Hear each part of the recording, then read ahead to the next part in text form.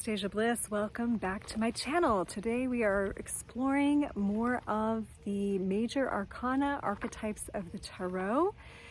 And today is the Emperor card. The Emperor, he's number 4, which is actually our 5th card since we start with 0, and the Fool.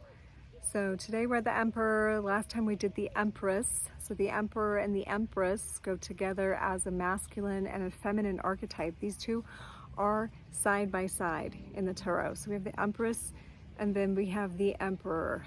So as you can imagine, there's a very masculine energy. And I haven't been mentioning the astrological correlations. I am going to do that going forward as well, but maybe I'll backtrack in some of these and mention for the previous cards. But the Emperor is related to Aries, actually, in the tarot, and is a very initiatic function. You could also say the Fool has the Aries archetype too. But this is definitely someone who's coming from the head. Aries relates to the head, who's using their head and integrating it with their heart to go forward with purpose. The Emperor is like the father figure in the tarot, so is carrying alongside the Empress, who's the mother figure, is providing. Just a little bit from botanical constellations course that I'm taking right now in my medical astrology says about this card represents the principles of personal power and leadership, of exploring new territory and carrying the torch to light the way for humanity. So he does have his little symbol here, which is actually like an Ankh. That would be the divine feminine principle. He is definitely side by side with her.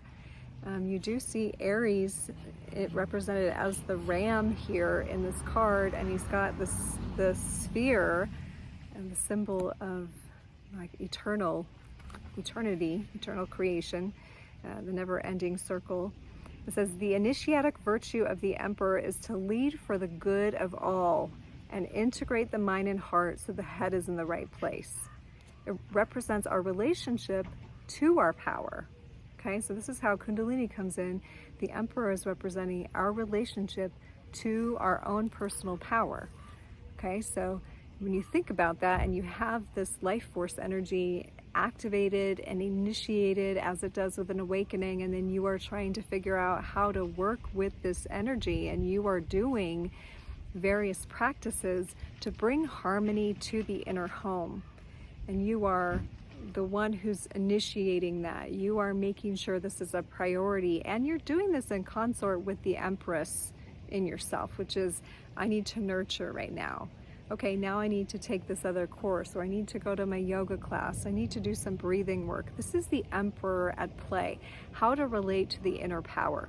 Even in regards to very fiery subjects, sometimes Kundalini can initiate in us this feeling to stand up for ourselves, or to speak a certain truth with that mercurial energy, which is actually, Mercury shows up in the Magician card, which we've already seen, which is a very activating. Mercury comes in some other cards too, but as we're sort of feeling these new energies, we're feeling like new awarenesses.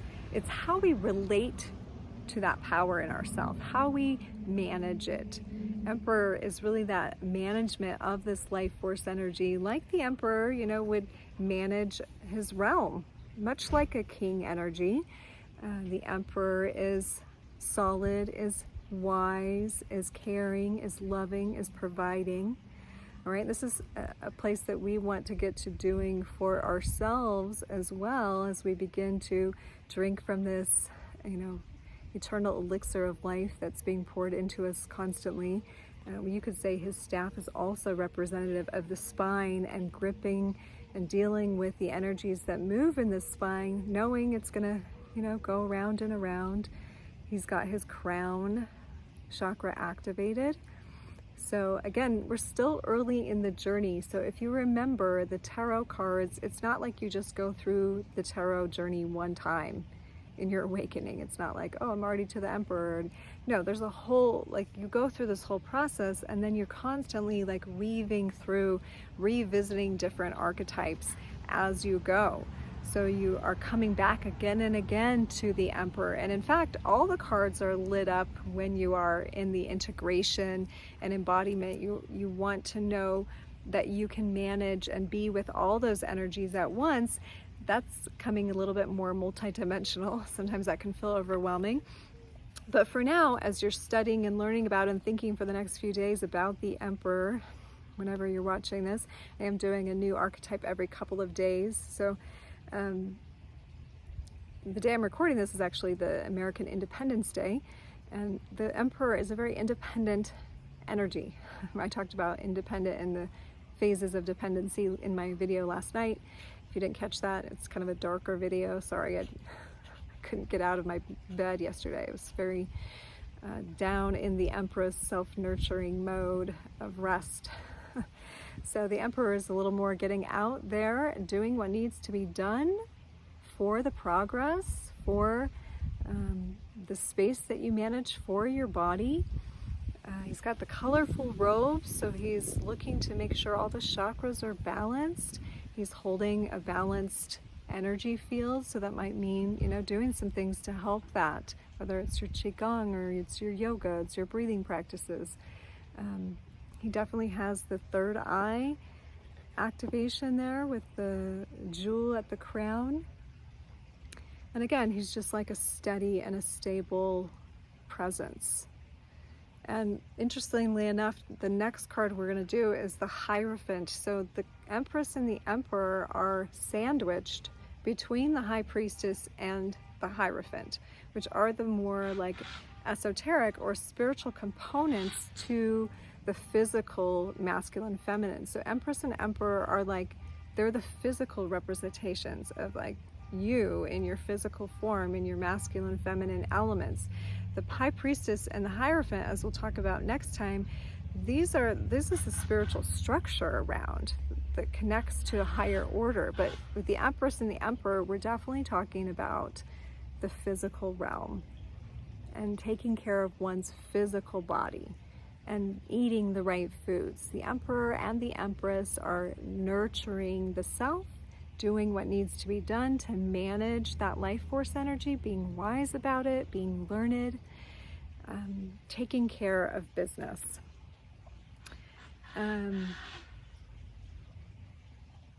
So representing our relationship to our power, our capacity to grow in power that comes from something greater than ourselves, which we recognize in the High Priestess and the Hierophant. And to use this stuff in the right way, use our power in the right way, use our energy in the right way, which is service. Service is the right way. It can also lend insight to when we may give our power away. And so we want to look at that. This is a great time in your awakening when you get to this archetype to, you know, you're looking at managing life force. This is kind of what this channel has all been about. And I'm really trying to anchor it more into embodiment practices. So when we're embodying, we have to first look, where have I been giving it away? Where have I been giving away this energy that's coming in? I feel like I have so much and I'm giving it to people. I'm serving and being a good servant. But Emperor is not overgiving. Emperor is in himself aware of what he needs to be the Emperor, is giving away, but also is taking time to Empress, be with the Empress, to nurture and give to the self. So in the Emperor archetype, there's no overgiving. And there's no giving your power away. If someone's asking, hey, can I wear your crown? Can I hold your staff? The Emperor's like, no. So there's a right time and a right way to serve, and it's also knowing when to say no, when to have a boundary, when to close the walls of the, I don't want to say the castle walls, because this is not the king archetype, even though the Emperor really is all the kings. So closing the castle doors, when to pull up the drawbridge and, seal it off, the Emperor also knows. So this is a good time to check in with your energy field, make sure you're not giving away somewhere.